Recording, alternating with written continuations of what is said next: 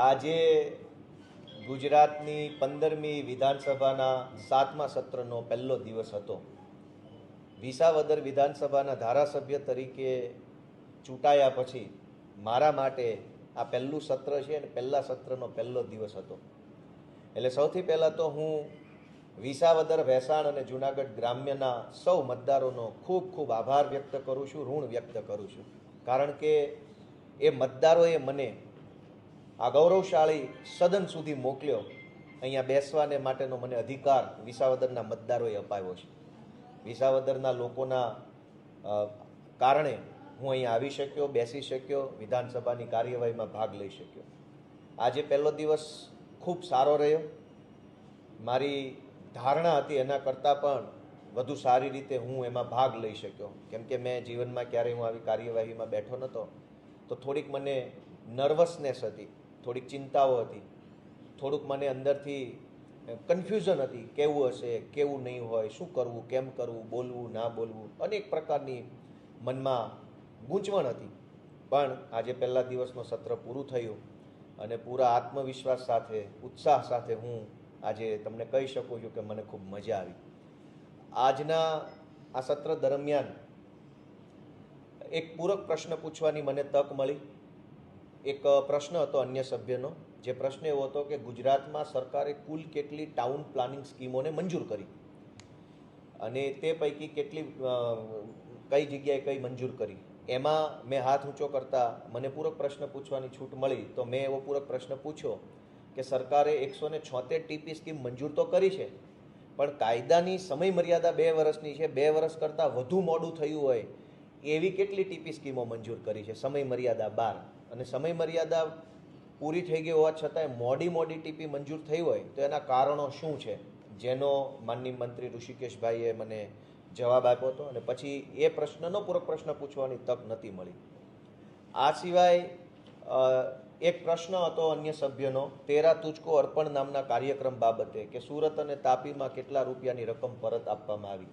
આ પ્રશ્નમાં મેં હાથ ઊંચો કર્યો હતો પૂરક પ્રશ્ન પૂછવા માટે, પણ મને અધ્યક્ષશ્રી દ્વારા તક આપવામાં આવી નથી, એટલે હું નહોતો પૂછી શક્યો. આ સિવાય માનનીય મુખ્યમંત્રીશ્રીએ શોક દર્શક પ્રસ્તાવોને સદન સમક્ષ રાખ્યા હતા, જેમાં સ્વર્ગસ્થ માનનીય મુખ્યમંત્રી શ્રી વિજયભાઈ રૂપાણી સાહેબ, અન્ય મંત્રીશ્રીઓ, નાયબ મંત્રીશ્રીઓ, સભ્યશ્રીઓના નિધન પ્રસંગે ગૃહ દ્વારા શોક આપવામાં આવે એવો પ્રસ્તાવ રજૂ કર્યો હતો. આ પ્રસ્તાવ ઉપર મને શોક વ્યક્ત કરવા માટેની તક મળી હતી. ત્યારે મેં ઊભા થઈને સ્વર્ગસ્થ મુખ્યમંત્રી વિજયભાઈ રૂપાણી સાહેબ, અમારા જૂનાગઢના જ અને ગુજરાત સરકારના પૂર્વ આરોગ્ય મંત્રી સ્વર્ગસ્થ હેમાબેન આચાર્ય અને અન્ય દિવંગત સભ્યોને મેં શ્રદ્ધાંજલિ આપી હતી.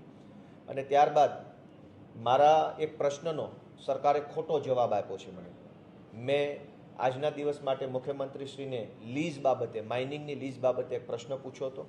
એનો મને સરકારમાંથી જે જવાબ મળ્યો એ જવાબ ખોટો છે.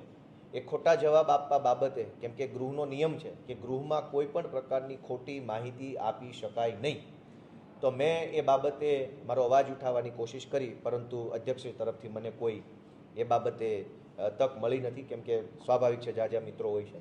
તો કુલ મળીને આજના દિવસમાં હું 2 વખત પાર્ટિસિપેટ થઈ શક્યો.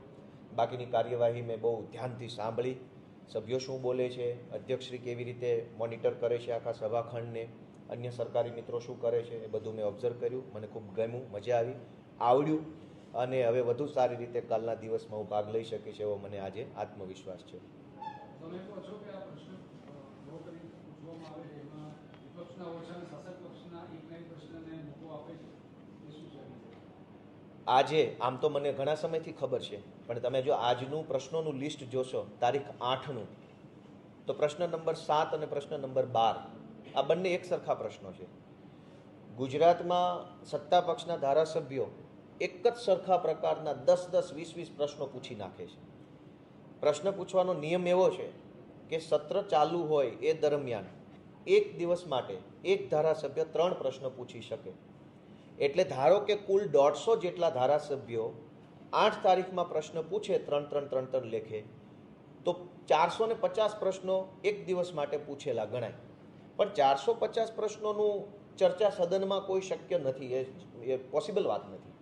એટલે એનો ડ્રો કરવામાં આવે. 450 પ્રશ્નોનો ડ્રો થાય. એ ડ્રોમાં જે પ્રશ્ન 1 થી 10 ક્રમ ઉપર આવે એની સદનમાં મંત્રી અને સભ્ય વચ્ચે આમને સામને ચર્ચા થાય. ડ્રોની અંદર 450 પ્રશ્નોનો જથ્થો ઊભો થઈ જાય એ માટે થઈ સત્તા પક્ષ દ્વારા ખોટા, બિનજરૂરી, ક્ષુલ્લક, નજીવા, મામૂલી એકના એક પ્રશ્નો 10-10 વખત નાખવામાં આવે, જેથી કરીને સત્તા પક્ષના પ્રશ્નોની સંખ્યા વધી જાય. 450માંથી 400 પ્રશ્નો બની જાય. દાખલા તરીકે, ઉદાહરણ તરીકે, સત્તા પક્ષના 50 પ્રશ્નો રહી જાય, વિપક્ષના તો 400 અને 50 પ્રશ્નો ભેગા કરીને એમાંથી ડ્રો કરવામાં આવે તો સ્વાભાવિક છે સત્તા પક્ષના પ્રશ્નો ઉપર આવી જાય, વધારે આવી જાય. હાવ ક્ષુલ્લક પ્રકારના, જેમ કે આજે મારો એક પ્રશ્ન એવા કારણોસર રદ કરવામાં આવ્યો, રિપીટેશનનો હવાલો આપ્યો કે ગોપાલ ઇટાલિયાએ જે પ્રશ્ન વિધાનસભામાં પૂછ્યો છે એવો પ્રશ્ન કોઈ અન્ય સભ્યએ વિધાનસભામાં પૂછ્યો છે, માટે ગોપાલ ઇટાલિયાનો સભ્ય સિલેક્ટ કરવામાં નહીં આવે. પણ આજે ને આજે જ ભાજપના 2 ધારાસભ્યોના પ્રશ્ન એક સરખા, અલ્પવિરામનો ફરક નહીં, પૂર્ણ વિરામનો નહીં, અનેનો નહીં, છેનો નહીં, ક્વેશ્ચન માર્કનો કોઈ ફરક નહીં. 2 ધારાસભ્યો એક સરખા પ્રશ્ન પૂછે તો બંને પ્રશ્નો વિધાનસભાના ફ્લોર ઉપર આવી શકે છે. મારો તો પ્રશ્ન એડમિટ ન થયો.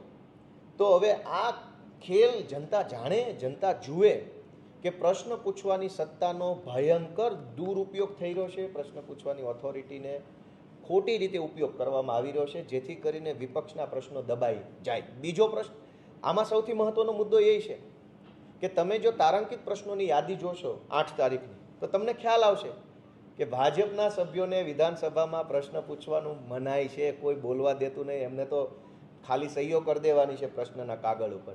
એટલી હદે દબાયેલા. કોઈ ધારાસભ્ય પોતાની મરજીથી પ્રશ્ન પૂછી શકતો નથી. શું કામ?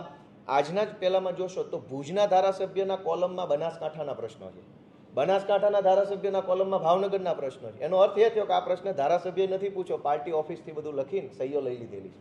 તો ભાજપના ધારાસભ્યોને આવી રીતે દબાવવામાં આવે છે, એને બોલવા દેવામાં નથી આવતા. તો હું તો વિનંતી કરું છું થોડુંક એને બોલવા દો, ધારાસભ્ય છે, થોડાક એને છૂટ આપો પ્રશ્ન પૂછવાની, ભલે પૂછે. એ છે આજના તારાંકિત પ્રશ્નોની યાદી તો બધા મીડિયા મિત્રોને મળી છે, એમાં હશે જ. મેં પ્રશ્ન નંબર એ બોલી ગયો 7 અને લગભગ 12 જ છે, મારી ભૂલ ન થતી. 7 અને 12 નંબરનો પ્રશ્ન એક સરખો છે. ગોપાલ ઇટાલિયાનો પ્રશ્ન કોઈ અન્ય સભ્યએ પૂછ્યો, મને નથી ખબર કોણે પૂછ્યો, પણ મારો રિજેક્ટ થઈ ગયો. એવું લખાઈને આવ્યું કે રૂલ ઓફ રિપીટેશન, એટલે કે આનું પુનરાવર્તન થઈ રહ્યું છે, એટલે ગોપાલનો રિજેક્ટ. તો ભાજપના 2 સભ્યોનો એક સરખો પ્રશ્ન સિલેક્ટ કેવી રીતે થઈ ગયો? તો આનો અર્થ એવો નીકળ્યો કે ભાજપના ધારાસભ્યોને અવાજ દબાવવામાં આવે છે અને અમારોય દબાવવામાં આવે છે. અમારા પૂછેલા પ્રશ્નો રિજેક્ટ થઈ જાય છે અને એને પૂછવાના નહીં, એના વતી કોઈ પણ XYZ લખીને કાગળિયામાં સહીઓ કરીને આપી જાય. તો બંને પાર્ટીના ધારાસભ્યોના પ્રશ્નોને દબાવવામાં આવે છે, આવો આનો અર્થ નીકળે. Thank you.